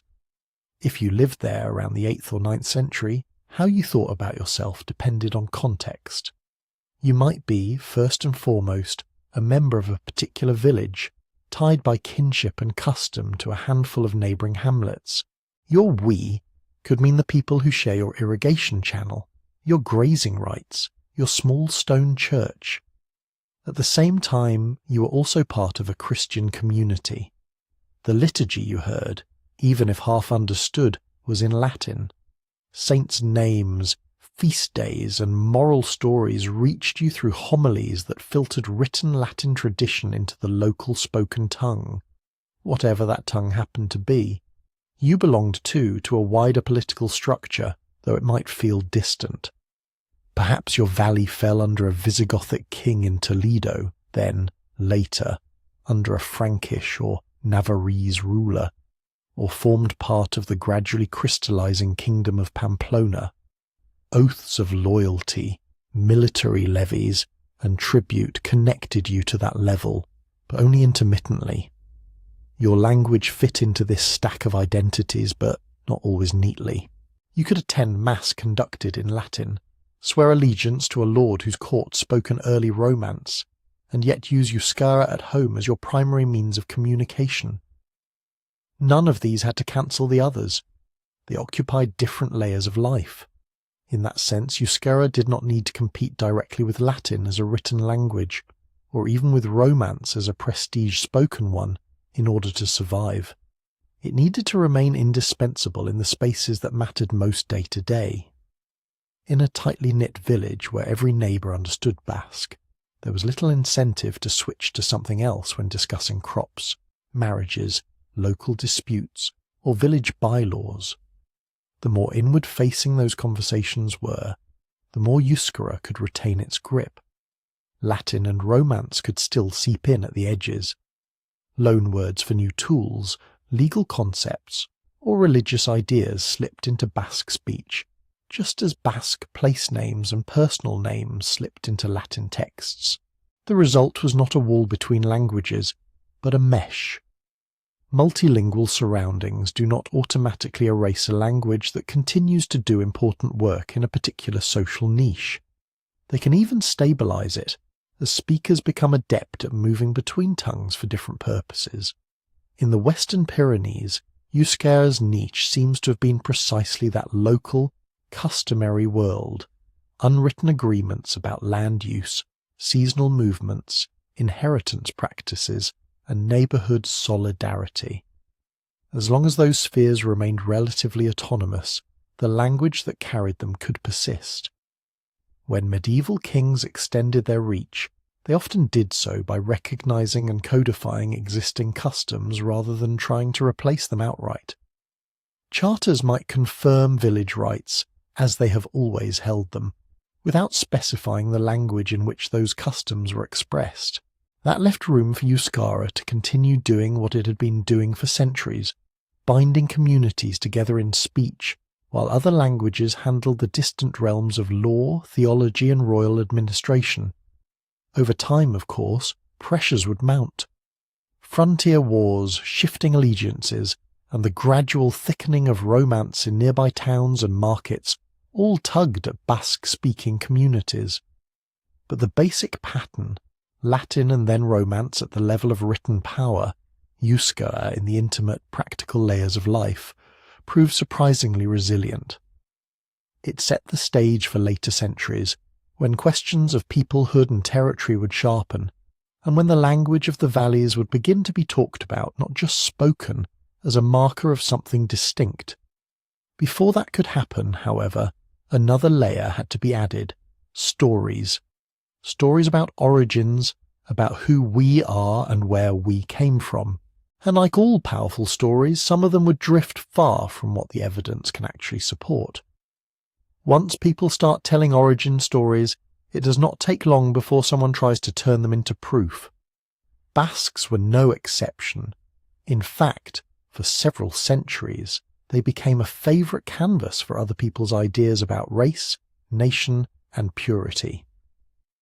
In the 19th and early 20th centuries, when European scholars were very busy sorting humanity into imagined hierarchies, the Basques attracted special attention. Their language was not Indo-European. Their skull measurements, when taken by those obsessed with such things, did not seem to fit neatly into existing categories, and their mountain homeland looked from a distance like a natural fortress. For some writers, especially in France and Spain, this made the Basques into a kind of living museum piece. Supposedly untouched by history, they were described as the oldest Europeans, a direct line back to Paleolithic hunters, preserved in a Pyrenean time capsule while the rest of the continent changed around them. Other, more sinister voices took the same ingredients and mixed them differently. In the early 20th century, racial theorists in several countries tried to enlist Basques in their schemes. Some imagined them as the purest representatives of a supposed Western race. Others, especially under authoritarian regimes, flirted with the idea that Basques could be a model of racial homogeneity and ancestral rootedness. A few Basque nationalists facing discrimination and struggling to articulate a sense of peoplehood sometimes reached for these tools as well, adopting the language of blood and antiquity that was circulating around them. If outsiders insisted they were a separate, original race, it could be tempting to accept that label and turn it into a source of pride.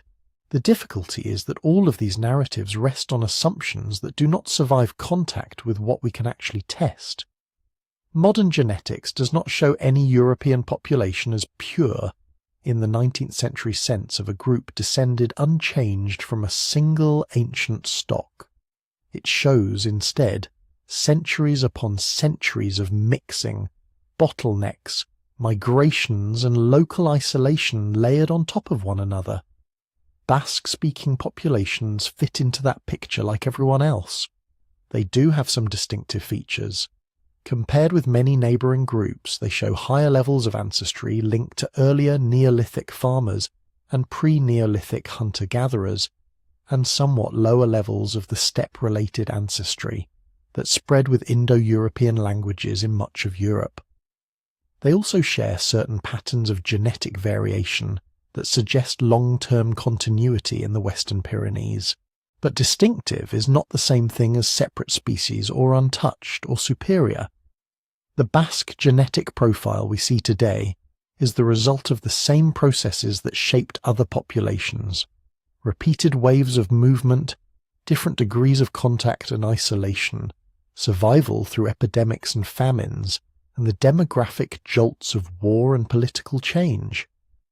If you could roll time backward through the Iron Age, the Bronze Age, the Neolithic, and the Late Ice Age, you would not find a line of people standing in a neat row waiting to become the Basques. You would find local groups intermarrying with neighbours, absorbing newcomers, losing some lineages to chance, and keeping others by accident as much as by design. That is why using genetics to support old ideas of racial superiority or special destiny does not work. DNA can tell us about relatedness, about proportions of ancestry that trace back to certain broad groups, and about the timing of population events like expansions and bottlenecks. It cannot rank the worth of cultures, justify territorial claims, or decide who belongs to a modern community. Even within the more limited scientific uses of these data, there are easy traps to fall into. One common mistake is to equate language with DNA. Because Euskara is unusual, and because Basque speakers have some genetic particularities, it is easy to slide into saying things like, Basques are genetically non-Indo-European, as if Indo-European were a biological category.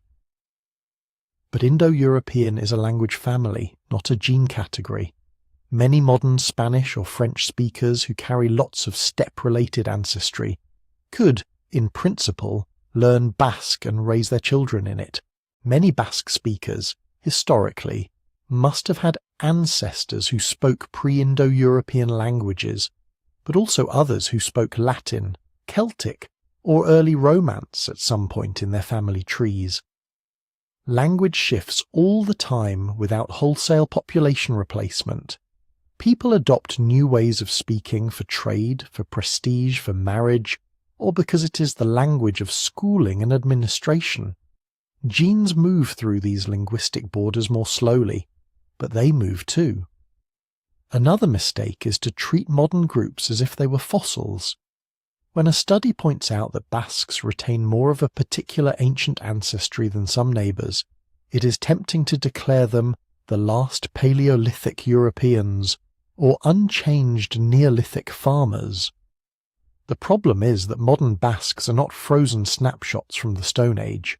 They are the descendants of people who have lived through Roman conquest, medieval state formation, plagues, economic shifts, and all the quiet, everyday churn of births, deaths, and marriages. Saying that they have a stronger trace of an ancient component than other groups is not the same as saying they are identical to that component.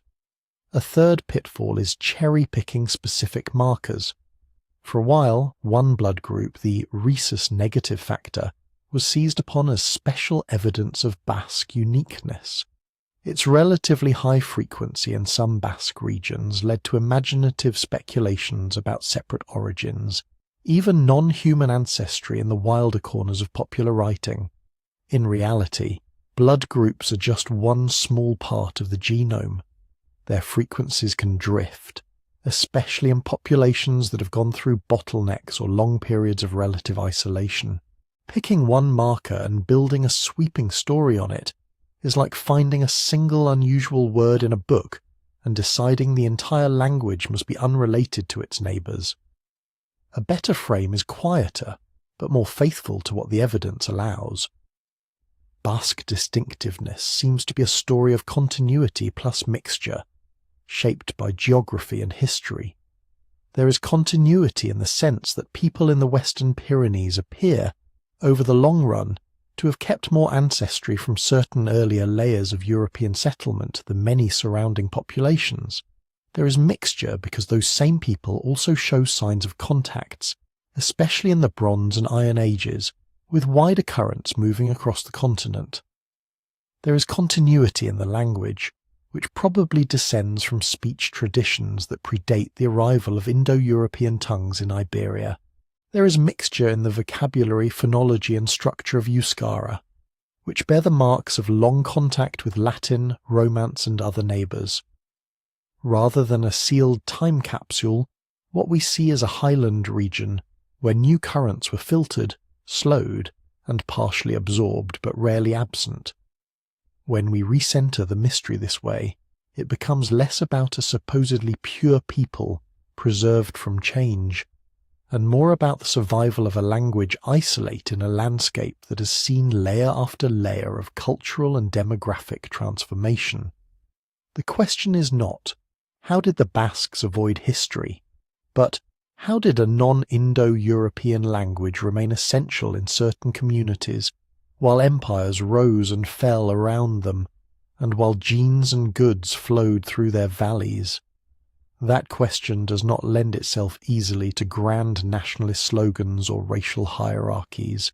It points instead to local decision-making, marriage patterns, the prestige of neighbouring tongues, the role of the church and the state, and the stubborn usefulness of speaking the same language as your closest neighbours. It is a story still being pieced together from bones, pollen, inscriptions, loan words, and genetic variants, and one that becomes more interesting, not less, when we set aside the idea that it needs to prove anyone's purity. The Basque mystery in that sense is not a key to an ancient race. It is a window into how languages and populations can thread their way through the same storms, leaving traces that overlap, diverge, and only partly line up. From here, the puzzle shifts again. If the people changed and the genes mixed, but the language held on, what does that say about how languages live or die? And what does it mean to carry a language like Euskara into a world where the pressures are very different from those of the Roman frontier or the medieval monastery? If you zoom all the way out past the slogans and the myths, several threads seem to hold. One is regional continuity. Across multiple ancient DNA studies, people living in and around the Western Pyrenees tend to look like a local branch of a wider Iberian story, rather than a sudden arrival from somewhere else. Deep hunter-gatherer ancestry, early farmer ancestry, and later steppe-related ancestry all show up, but in proportions that shift more gently than in some surrounding regions. Another thread is later reduced gene flow. By the Bronze and Iron Ages, when steppe-related ancestry and Indo-European languages were spreading dramatically across much of Europe, the Basque country seems to have been more of a slow filter than an open highway. New genetic components do appear, and there are clear signs of contact and mixture, but the pace and volume look lower than in, say, parts of the Meseta or the Atlantic facade. You can think of it as a landscape where every wave that passed through left something behind, but none of them washed everything away. The third thread is the persistent language ecology. Euskara does not survive in a vacuum. It survives in a particular environment of valleys and ridges, coastal inlets and high pastures, market towns and parish networks. For long stretches of history, the practical value of speaking Basque to your neighbours and the slower, more partial pressure of outside languages created a balance where the old tongue could persist. Regional continuity, partial isolation, and a language that remained useful at the village and valley scale. Those are the quiet, well-supported pieces of the puzzle. But around them the questions crowd in. One of the biggest is linguistic. Does Euskara have deeper relatives? At the moment it stands as a language isolate, attempts to link it conclusively to anything. The old Aquitanian language attested north of the Pyrenees, distant Caucasian families, even long-vanished tongues from Anatolia or beyond, have not produced a consensus. The Aquitanian connection is the closest, but that may represent a very local branch of the same pre-Roman speech zone rather than a bridge to some larger family. If there were once related languages stretching across parts of Western Europe, their written traces have either not been found, not been recognised, or were never produced in the first place. Another open question is timing. We can say that by the time Roman authors were writing about the region, some communities were clearly using non-Indo-European names and terms that look Basque-like. We can say that later medieval documents show Euskara firmly rooted in certain valleys and towns, while Latin and Romance were consolidating as languages of power. What we cannot yet pinpoint is exactly when and how the language boundaries shifted. When did Indo-European speaking communities first appear in neighbouring areas? At what point did certain valleys tip from majority non-Indo-European speech to majority Celtiberian or Latin, and then to Romance? How far north and west did Basque-related varieties extend before retreating? The archaeological and genetic records give us broad patterns of movement, but the fine-grained map of language change is still blurry. Then there are the regional dynamics of the Bronze and Iron Ages. We know that across Iberia, These were centuries of new metalworking, new trade routes, new social hierarchies. We know that some areas saw large-scale movements of people carrying more steppe-related ancestry, while others appear to have shifted languages with less obvious genetic upheaval. In the Basque country and its surroundings, the picture is particularly knotty. How much of the Indo-European presence here was filtered through small-scale elite networks, how much through actual settlement, and how much through slow bilingualism at the margins? Did some local groups adopt Indo-European languages and later shift back? Did others hold to pre-Indo-European speech while their genetic profile changed through marriage and trade? These are not questions the current data can answer cleanly. Somewhere in the middle of all this uncertainty, it might be a good moment to mention something more solid. If you enjoy drifting off to stories like this, there is a Sleepy Time history book available at sleepytimehistory.com with a discount running this week. It gathers several episodes into a form you can read slowly or fall asleep over without needing an internet connection. If that sounds comforting, you might like to take a look. Back in the valleys of the Pyrenees, the scientists are busy. New ancient DNA projects are targeting exactly the kinds of places that used to be blank on our maps. Highland cemeteries, small hilltop sites, and long-used burial caves tucked away in tributary valleys. Each new genome from one of these places can refine our picture of who lived there, where their closest relatives were, and how their ancestry changed over time. With enough samples spread carefully across both space and time, patterns might sharpen, perhaps clear signs of a Bronze Age influx into one valley but not the next, or evidence that Iron Age elites in a particular town were more genetically mixed than the rural communities around them. On the linguistic side, better dated inscriptions could shift the timeline. An earlier than expected Basque-like name in one region, or a securely dated inscription showing an Indo-European language holding on longer than we thought in another, would force us to redraw our mental maps of who was saying what and when. Comparative linguistics, too, is moving slowly forward. More detailed reconstructions of early Celtic, Italic, and other neighbouring families can refine which elements of Euskara are likely to be old, and which are probably the result of contact.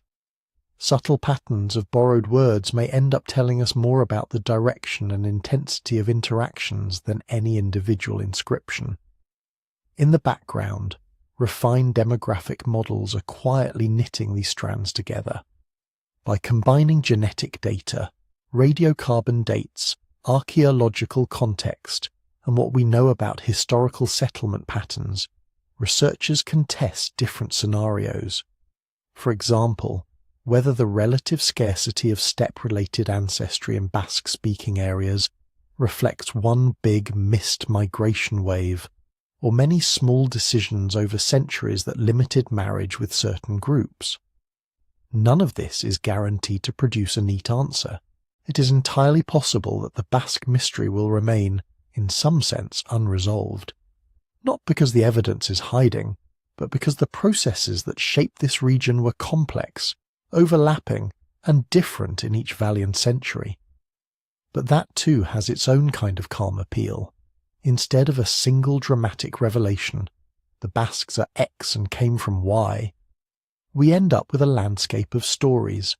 Hunter-gatherers adapting to new farmers, Bronze Age traders moving along the coast, shepherds carrying songs and words from valley to valley, monks copying Latin texts while preaching in Basque to their parishioners. In that landscape, Euskara is not a fossil from a lost world, and Basque DNA is not a secret code. They are simply the traces left by countless lives lived in one corner of Europe, under changing skies. Some puzzles remain, and likely always will. Somewhere in the folds of those mountains there were conversations no one recorded, choices no one wrote down, and boundaries that shifted in ways we will never fully reconstruct. Lying here, imagining them, we stand at the edge of what we can know, and then just beyond it, in the quiet space where history shades into possibility. So where does that leave us, here at the edge of an old Europe? not with a legend of untouched purity, not with a simple tale of the first Europeans, standing unchanged while history raged around them. Instead, with something quieter and, in its way, more interesting. A language that probably carries echoes of speech from before Indo-European arrived, yet has spent 2,000 years in conversation with Latin, Romance, and everything that followed. A population that shows signs of deep regional continuity, yet also clear traces of farmers from the Near East, herders carrying steppe-related ancestry, Romans, medieval neighbours, and modern mobility. A landscape that shaped who could marry whom, who traded where, and which words were worth learning, without ever completely shutting the door to the wider world. Basques in this picture are not a people outside of history. They are a people very much inside it. The mystery is not how they avoided change, but how so many layers of change still left something distinctive behind. As you drift towards sleep, you might let that thought settle. Every language alive today has taken a long, uneven path through time. Each one is a kind of living time capsule, but not like a sealed box buried in the ground.